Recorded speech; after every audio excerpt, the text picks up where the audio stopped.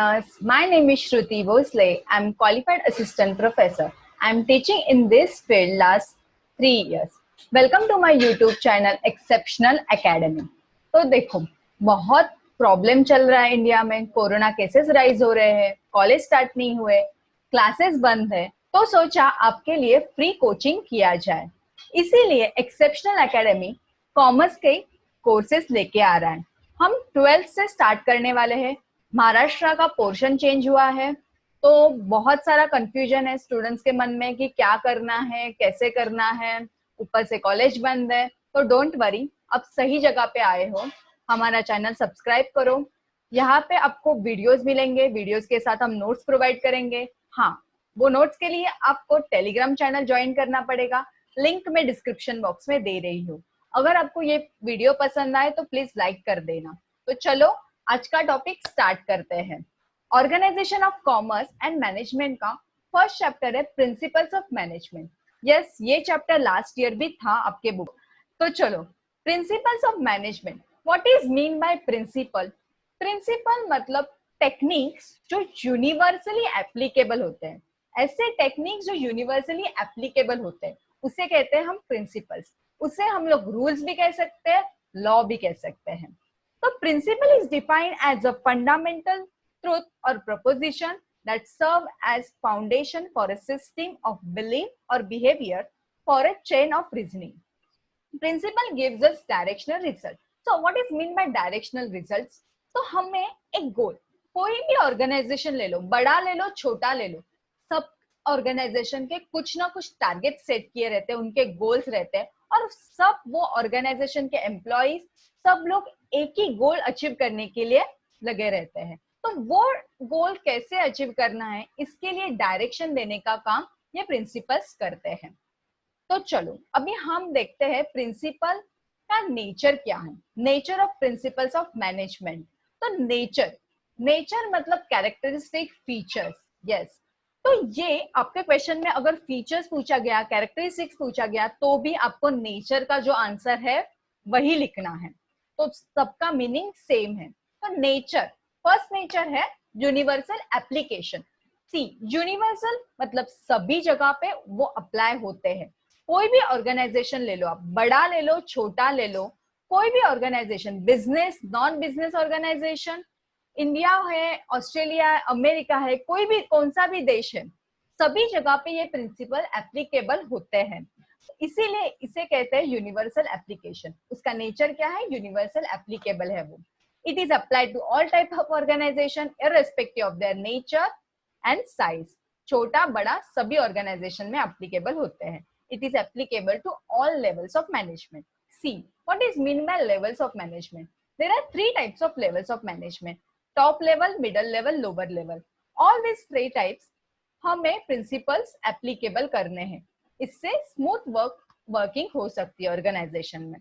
Next है general guidelines. तो general guidelines, what is mean bye general guidelines? Guide करना मतलब मैनेजर को टाइमली गाइडेंस प्रोवाइड करने का काम, उनको एडवाइस ये प्रिंसिपल करते हैं. सी, कोई भी ऑर्गेनाइजेशन ले लो, वहां पे प्रॉब्लम तो आते हैं, और मोस्ट ऑफ द ऑर्गेनाइजेशन के प्रॉब्लम सिमिलर रहते हैं, सेम नहीं रहते, सिमिलर रहते हैं.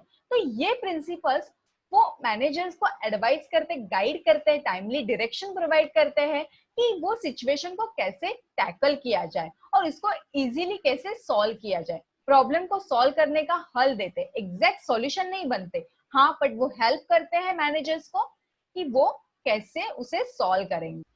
नेक्स्ट है principles are form by practice and experiment. तो ये जो प्रिंसिपल्स है वो प्रैक्टिस करके, एक्सपेरिमेंट करके फॉर्म किए गए हैं.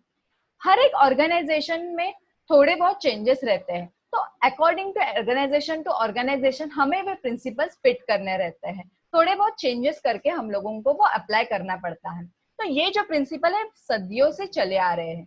ऐसा नहीं है कि कल फॉर्म किए और आज हम लोग इसे अप्लाई कर रहे हैं. ये बहुत पहले से ही ये प्रिंसिपल्स एक्सपेरिमेंट करके, प्रैक्टिस करके बनाए गए हैं.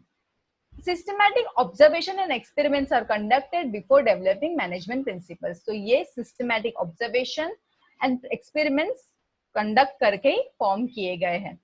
देखो, अभी प्रैक्टिस का एक मैं एग्जांपल आपको देती हूँ। ऑर्गेनाइजेशन है जिसमें प्रॉब्लम फेस करे फटीग ऑफ वर्कर्स, ये एक प्रॉब्लम है, तो अभी इसे कैसे सॉल्व किया जाए?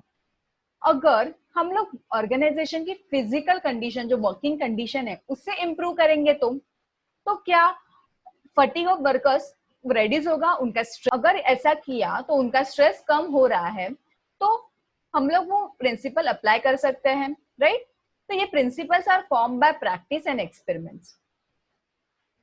नेक्स्ट है फ्लेक्सिबिलिटी। फ्लेक्सिबिलिटी मतलब क्या? सिचुएशन टू सिचुएशन चेंजेस होना, थोड़ा बहुत मॉडिफाई करना। हर एक टाइम पे बिजनेस वर्किंग कंडीशन सेम नहीं रहते, चेंजेस होते रहते हैं, तो ऑर्गेनाइजेशन को भी उनके प्रिंसिपल्स में थोड़े बहुत चेंजेस करने पड़ते हैं। तो और ये प्रिंसिपल फ्लेक्सिबल है, जैसे सिचुएशन चेंज होती है वैसे वैसे वो चेंज कर सकते हैं हम। नेक्स्ट है बिहेवियरियल इन नेचर। तो ये जो प्रिंसिपल है किस पे अप्लाई करते हैं हम लोग? मैनेजमेंट पे अप्लाई करते हैं, राइट? मैनेजर पे अप्लाई करते हैं। वो मैनेजर कौन है? ह्यूमन है ना, राइट? तो ये प्रिंसिपल उसको मोटिवेट करते हैं, गाइड करते हैं, सिचुएशन को टैकल करने में हेल्प करते हैं। प्रिंसिपल एप्लीकेबल होते हैं हमारे एम्प्लॉयज पे भी। एक ग्रुप एक्टिविटी है, कोई भी ऑर्गेनाइजेशन में काम ऐसे ग्रुप में चलता है, एक ग्रुप एक्टिविटी रहती है, तो वो प्रिंसिपल्स एम्प्लॉयज को मोटिवेट रखने में, उनको गाइड करने में, उनको वो ऑब्जेक्टिव सेट किए हैं वो अचीव करने में हेल्प करते हैं। सी behavioral nature, it is group activity, principles are control a group of person and direct them to achieve objectives। तो ये एम्प्लॉयज को डायरेक्ट करते हैं कैसे ऑब्जेक्टिव्स को अचीव करने। सी कॉज एंड इफेक्ट रिलेशनशिप, ये हम लोग एग्जाम्पल के साथ सीखते हैं। अगर कोई बिजनेस है जो अपने प्रोडक्ट की अच्छी एडवर्टाइजमेंट कर रहा है, तो लोग अवेयर हो रहे हैं अबाउट दैट प्रोडक्ट, तो ऑटोमेटिकली उनका क्या होगा? सेल बढ़ेगा, राइट? सेल ऑटोमेटिकली बढ़ेगा, तो एडवर्टाइजमेंट करने से सेल बढ़ रहा है। अच्छी सैलरी एम्प्लॉयज को प्रोवाइड करने से एम्प्लॉयज का आउटपुट बढ़ रहा है। क्या है? कॉज एंड इफेक्ट रिलेशनशिप है। अगर आप ये डिसीजन लोगे, ये करोगे, तो आपको उसका इफेक्ट दिखाई देगा। तो ये प्रिंसिपल्स है जो डिसीजन लेने में, मैनेजमेंट को डिसीजन लेने में बहुत इंपॉर्टेंट रोल प्ले करते हैं। उन डिसीजन लेने में एक बेस का काम करते हैं। सो इससे ऑर्गेनाइजेशन इफेक्टिवली और जो भी ऑर्गेनाइजेशन के बेनिफिट के लिए है वो डिसीजन इजीली ले सकता है। और नेक्स्ट है all principles are equal importance. See ये सारे जो प्रिंसिपल है ना वो बहुत ही इंपॉर्टेंट रहते हैं। ऐसा नहीं कि एक प्रिंसिपल ज्यादा इंपॉर्टेंट है, एक प्रिंसिपल कम इंपॉर्टेंट है, ऐसा नहीं है। साइमल्टेनियसली सारे प्रिंसिपल को हमें अप्लाई करना रहता है और सारे प्रिंसिपल्स बहुत ही ज्यादा इंपॉर्टेंट रहते हैं। ये प्रिंसिपल कोई प्योर साइंस नहीं है, ये कोई मैथमेटिक्स और केमिस्ट्री नहीं है। ये प्रिंसिपल एक सोशल साइंस है। हर एक ऑर्गेनाइजेशन में इसे हमें अप्लाई करना है, बट उसके वेज एप्लीकेशन अलग अलग तरीके से हो सकता है। Different different applications, different ways in different organisations, but ये सारे प्रिंसिपल ज्यादा ही इंपॉर्टेंट है और हमें इसे अप्लाई करना है, सारे प्रिंसिपल्स को अप्लाई करना है, ताकि ऑर्गेनाइजेशन उन्होंने जो टारगेट सेट किया है वो इजीली वो अचीव कर पाए और स्मूथ वर्किंग हो पाए।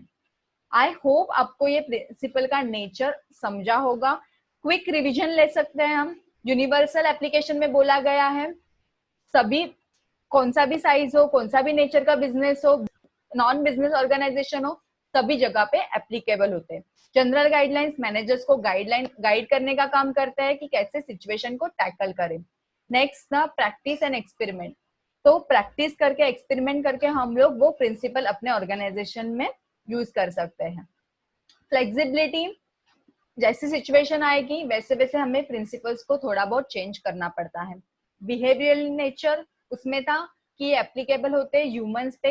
कॉज एंड इफेक्ट रिलेशनशिप में देखा था कि वो प्रिंसिपल इंपॉर्टेंट रोल प्ले करते हैं डिसीजंस लेने में। एक हम लोगों ने डिसीजन लिया तो उसका इफेक्ट हम लोगों को देखने को मिलता है ऑर्गेनाइजेशंस में। नेक्स्ट था all principles are equal importance, तो सारे प्रिंसिपल्स इक्वली इम्पोर्टेंट है, सभी को हमें साइमल्टेनियसली यूज करना है to achieve targeted result. Next है सिग्निफिकेंस। सिग्निफिकेंस मतलब इम्पोर्टेंस, मैनेजमेंट के प्रिंसिपल्स इतने ज्यादा इम्पोर्टेंट क्यों है? It provide useful insight to manager. First है, it provide useful insight to manager. It see वो मैनेजर्स को हेल्प करते हैं कि सिचुएशन को समझने में, कोई भी सिचुएशन को हम समझे बगैर उसका सॉल्यूशन फाइंड आउट नहीं कर सकते। तो फर्स्ट इंपॉर्टेंट है वो सिचुएशन को समझना, तो समझने में हेल्प करते हैं और फिर उसमें उसका सॉल्यूशन फाइंड करने में उसे मैनेजर को हेल्प किया जाता है। टाइमली गाइडेंस प्रोवाइड करते हैं। इससे क्या होता है, जो भी रिसोर्सेस है जिसका वेस्टेज कम होता है, इफेक्टिवली एफिशिएंटली वर्क होता है और गोल हम लोग इजीली अचीव कर पाते हैं। नेक्स्ट है helpful in efficient utilisation of resources. Organisation में दो टाइप के रिसोर्सेज रहते हैं, फिजिकल रिसोर्सेज रहते हैं, ह्यूमन रिसोर्सेज रहते हैं। फिजिकल रिसोर्सेज में आपका मटेरियल आ जाता है, मशीनरीज आ जाते हैं। ये दोनों टाइप के रिसोर्सेज बहुत ही ज्यादा इंपॉर्टेंट है और इसमें बैलेंस करना भी बहुत इंपॉर्टेंट है। और कोई भी ऑर्गेनाइजेशन में खाली लेबर्स है, पैसा ही नहीं है, कैपिटल नहीं है, मशीनरीज नहीं है, तो ऑर्गेनाइजेशन वर्क कर सकती है क्या? नहीं कर सकती। और कहाँ पे खाली पैसा है, एम्प्लॉयज ही नहीं है अच्छे, तो वो भी काम नहीं कर सकती। तो दोनों का इक्वली इंपॉर्टेंट है। तो हमें ये रिसोर्सेज का 100% कैसे यूज करना है, इफेक्टिवली उनको 100% कैसे यूज करना है, ये बताने का काम प्रिंसिपल्स ऑफ मैनेजमेंट करते हैं। और फुल एफिशिएंसी के साथ अगर हमने ये रिसोर्सेज यूज किए तो हमारा ओवरऑल कॉस्ट भी कम आएगा और प्रॉफिट में इंक्रीज दिखेगा। नेक्स्ट है साइंटिफिक डिसीजन। तो साइंटिफिक डिसीजन मतलब कि जो ऑर्गेनाइजेशन के बेनिफिट के लिए अच्छा है ऐसा डिसीजंस लेना, प्रॉपरली सिचुएशन को एनालाइज करना, क्या प्रॉब्लम है वो देखना और फिर मैनेजर्स डिसीजन लेना चाहिए कि वो उसके पर्सनल चॉइस के बेस पे नहीं रहना चाहिए, वो ऑर्गेनाइजेशन के बेनिफिट के लिए क्या है उस पे फोकस रहना चाहिए। कोई प्रोडक्ट है, उसका मुझे प्रोडक्शन करना है, मुझे मेरे पास तीन मेथड्स है कि मैं वो 3 मेथड में से एक मेथड सिलेक्ट करके वो प्रोडक्शन करूंगी। तो मैं क्या देखूंगी कि कौन सा मेथड मेरे ऑर्गेनाइजेशन के लिए बेनिफिट करता है, कौन से मेथड में यूज करूंगी तो इससे मेरा कॉस्ट कम आएगा और कम टाइम में मैं ज्यादा काम कर पाऊंगी, वही मेथड में सिलेक्ट करूंगी। तो वैसे ही है कि साइंटिफिक डिसीजन का मतलब यही है कि प्रॉपरली सिचुएशन को देखना और बेस्ट अल्टरनेटिव कौन सा है ऑर्गेनाइजेशन के लिए उसे चॉइस करना है। सिस्टमैटिक और बैलेंस डिसीजंस लेना, अगर ट्रेन मैनेजर्स हो तो इजीली वो सिचुएशन को हैंडल कर सकते, प्रॉपरली एनालाइज करके चीजों को करना है। नेक्स्ट है अंडरस्टैंडिंग सोशल रिस्पॉन्सिबिलिटी। देखो, ऑर्गेनाइजेशन एक सोसाइटी का पार्ट है, इसीलिए सोसाइटी के लिए भी उनकी रिस्पॉन्सिबिलिटी बनती है कि सोसाइटी के लिए वो कुछ करें। जैसे कि चैरिटी करता है, डोनेशंस देना, वो तो एक बात होती है, उसके अलावा भी है कि अच्छे reasonable prices, fair competition, good quality product, employees को अच्छा सैलरी, फेयर रेम्यूनरेशन कह सकते हैं हम इसे, एम्प्लॉयज को अच्छा वर्किंग कंडीशन प्रोवाइड करना, ये भी एक सोशल रिस्पॉन्सिबिलिटी का पार्ट है। तो ऑर्गेनाइजेशन खाली प्रॉफिट पे फोकस नहीं करता, उनका सोशल रिस्पॉन्सिबिलिटी भी अंडरस्टैंड वो करना चाहिए। तो मैनेजमेंट को गाइड करने का काम, प्रिंसिपल्स ऑफ मैनेजमेंट गाइड करने का काम करते हैं to understand social responsibility properly. Next है एनकरेज रिसर्च एंड डेवलपमेंट। तो रिसर्च एंड डेवलपमेंट में बूस्ट करने में, रिसर्च एंड डेवलपमेंट को बूस्ट करने में, उनको एनकरेज करने में principles of management important role play करते हैं। देखो, कंसिस्टेंट इंप्रूवमेंट बहुत ही जरूरी है। हम लोग 21st सेंचुरी में है, हर एक दिन न्यू टेक्नोलॉजी आ रही है, हमें उस टेक्नोलॉजी को अडॉप्ट करना भी जरूरी है। तो ये कंसिस्टेंट इंप्रूवमेंट लाने में, नया नया कुछ रिसर्च करने में, एम्प्लॉयज को एनकरेज करने का काम प्रिंसिपल्स ऑफ मैनेजमेंट करते हैं। Bring consistent improvement, modify principles according to situation. तो जैसे जैसे सिचुएशन चेंज होती है वैसे वैसे थोड़े बहुत चेंजेस हमें प्रिंसिपल्स में करने पड़ते हैं। Training helps in developing scientific approach towards research and development, growth and development of that organisation. Next है help to coordinate and control. Coordination and control बहुत ही ज्यादा इंपॉर्टेंट रहता है टू स्मूथ वर्किंग। देखो, ऑर्गेनाइजेशन में बहुत डिफरेंट डिफरेंट डिपार्टमेंट्स रहते हैं, financial department, marketing department, production department. तो ये सारे डिपार्टमेंट्स में एक प्रॉपर कोऑर्डिनेशन रहना बहुत ही ज्यादा जरूरी है। तो वो कोऑर्डिनेशन का एक गुड अच्छा सिस्टम प्रोवाइड करने का काम प्रिंसिपल्स ऑफ मैनेजमेंट करते हैं। तो कोऑर्डिनेशन से इफेक्टिवली काम होता है, प्रॉपरली काम होता है। एग्जाम्पल के साथ समझते हैं। देखो, फाइनेंस डिपार्टमेंट है, प्रोडक्शन डिपार्टमेंट है और मार्केटिंग डिपार्टमेंट है।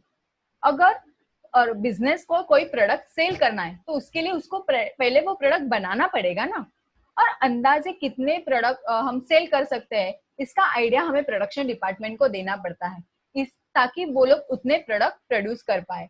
इसीलिए प्रोडक्शन डिपार्टमेंट और मार्केटिंग डिपार्टमेंट का प्रॉपर कोऑर्डिनेशन रहना जरूरी है। अगर कोई चीज प्रोड्यूस करनी है उसके लिए पैसे की जरूरत रहती है, तो उनको प्रोडक्शन डिपार्टमेंट को फाइनेंस डिपार्टमेंट के साथ प्रॉपर कोऑर्डिनेशन बनाए रखना बहुत ही जरूरी रहता है। इसीलिए प्रिंसिपल्स ऑफ मैनेजमेंट हेल्प करते हैं to proper maintain proper coordination and control. Last है डेवलप्स ऑब्जेक्टिव अप्रोच। तो देखो, सिचुएशन को समझ के उसमें एग्जैक्ट कौन सा प्रॉब्लम है उसको पहले देखो और वो प्रॉब्लम को निकालो। ये काम कौन करता है? मैनेजर करते हैं। उसे ये काम करने में हेल्प कौन करता है? तो प्रिंसिपल्स ऑफ मैनेजमेंट करते हैं। तो एग्जैक्टली अप्रोप्रिएट सॉल्यूशन प्रोवाइड करने में ये मैनेजर को हेल्प करते हैं। Identify opportunities and root cause of the problem, provide appropriate solution, exact appropriate solution provide करना। इससे क्या होता है कि अगर कोई मैनेजर वो प्रॉब्लम को सॉर्ट कर दे, उसको प्रॉपर सॉल्यूशन प्रोवाइड कर दे, तो इससे उसका ही खुद का कॉन्फिडेंस बिल्डअप होता है और ऐसे वो अदर प्रॉब्लम्स भी सॉर्ट आउट कर सकता है। तो ये डेवलप्स ऑब्जेक्टिव अप्रोच में बोला गया है। आई होप आपको ये लेक्चर पसंद आ रहा है। और अभी हम लोग इसका एक निमोनिक्स देख लेते हैं। तो निमोनिक्स है नेचर और प्रिंसिपल्स ऑफ मैनेजमेंट का। EFC PUBG मतलब पबजी, EFC पबजी। तो कैसे है देखो, E मतलब इक्वल इंपॉर्टेंस, F मतलब फ्लेक्सिबिलिटी, C का मतलब है cause and effect relationship. PUBG, अभी पबजी में आपको याद रखना है P stand for practice, U stand for universal application, G stand for guidelines and B stand for behavioural in nature. तो बहुत इजी है, EFC पबजी। ऐसे आप प्रैक्टिस करोगे तो आपको याद हो जाएगा। नेक्स्ट है सिग्निफिकेंस का निमोनिक्स। सिग्निफिकेंस का निमोनिक्स कैसे याद करना है? IUSSR को, USSR तो सबको पता है, तो कैसे याद करना है? IUSSR को। I stand for insight, U stand for utilization of resources, and S stand for scientific decision का। नेक्स्ट है S for social responsibility, R stand for research and development, Co stand for, Co का है C का मतलब है coordinate and control, and O का मतलब है objective approach। आई होप आपको ये पसंद आया रहेगा। आप ये प्रैक्टिस करोगे तो आपको याद हो जाएंगे। नोट्स के लिए आप हमारा टेलीग्राम चैनल ज्वाइन करो। अगर ये वीडियो पसंद आए तो इसके लाइक कर देना और हमारा चैनल सब्सक्राइब करो। Thank you so much.